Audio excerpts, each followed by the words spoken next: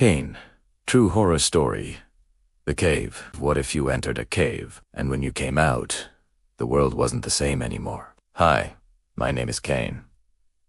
And what you're about to hear happened when I was 13 years old. I'm older now, but whatever lived inside that cave is still older than me. And I don't think it ever left. The cave wasn't marked on any map. No warning signs, no stories in books. It sat behind my uncle's land, half hidden by trees and roots, like nature itself was trying to bury it. The opening was just wide enough for a person to crawl into, and when you looked inside, the darkness didn't fade gradually. It swallowed the light.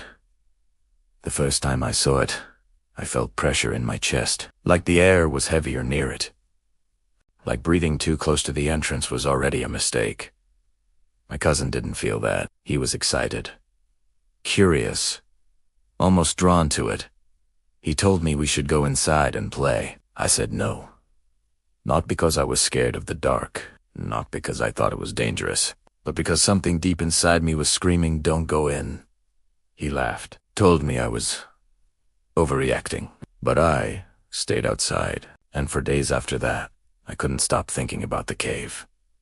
Like it noticed, I had refused it. A few nights later, we were at my uncle's backyard. The sun had already set, but the sky still held a dull orange glow. Crickets were loud, too loud. My cousin grabbed a stick, lit it on fire, and started swinging it around like a sword. At first, he was laughing, then his laughter slowly faded. He froze mid-swing. The fire flickered strangely, like something had passed through it. That's when he whispered, "Don't play with fire. And don't swing it anywhere. You don't know, maybe you'll hit something you can't see." Those were my uncle's words. My cousin dropped the stick immediately, stomped out the fire, and ran. Not walked. Ran. He didn't say goodbye, didn't explain.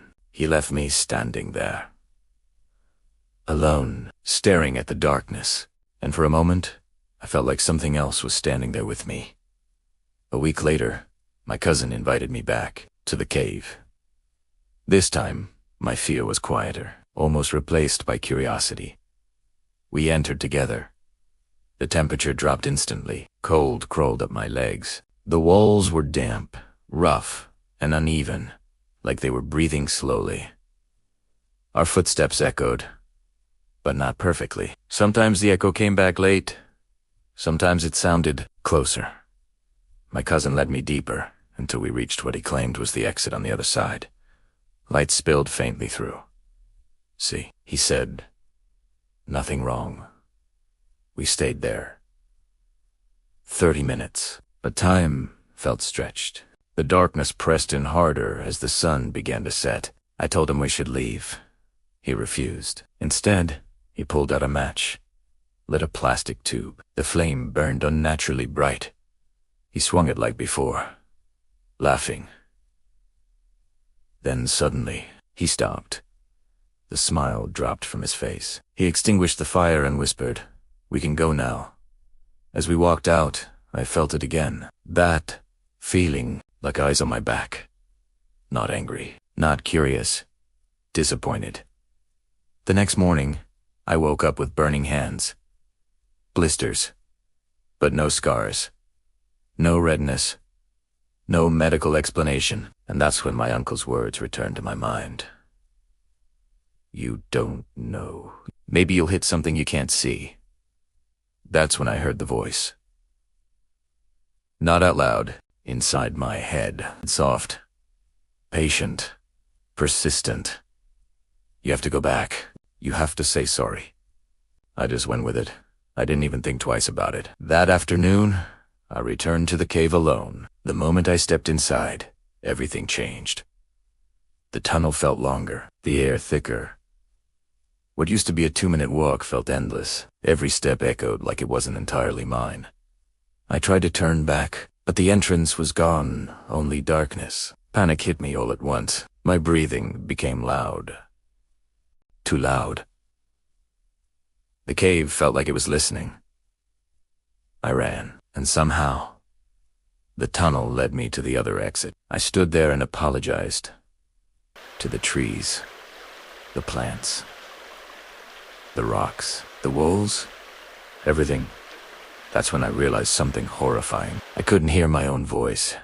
I touched my throat. It was there, but I was silent. Before I could react, my body froze. Completely. Like something had taken the controls. My thoughts began to fade. Like my mind was being pushed aside. Then I remembered my sister's words. If you ever can't move, focus on your pinky toe. So I did. I focused on it with everything I had. I moved it. Just a little.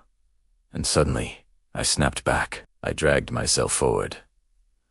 My arms burned. My legs trembled. Then it showed me something. A vision. I saw myself trapped inside the cave, screaming. People walked past the entrance, laughing, living, never noticing me. Like I was sealed inside a cage, no one could see. I started praying. Please, let me out over and over. And then, out of nowhere, I finally saw it, the true exit.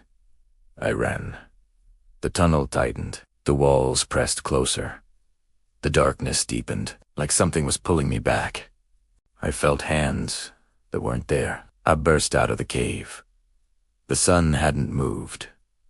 It was still afternoon, but it felt like I had been gone 2 days. I collapsed, crying, shaking. After that day, I never entered the cave again. A month later, they sealed it shut. Concrete. Metal. No entrance. I felt relieved. Until I noticed something. A crack. And inside it, something that looked like me. Watching. Smiling. If you finished my story, leave a like and comment I survived. Because this wasn't the only time something followed me. And if you want the rest of my true horror experiences, you already know where to find me.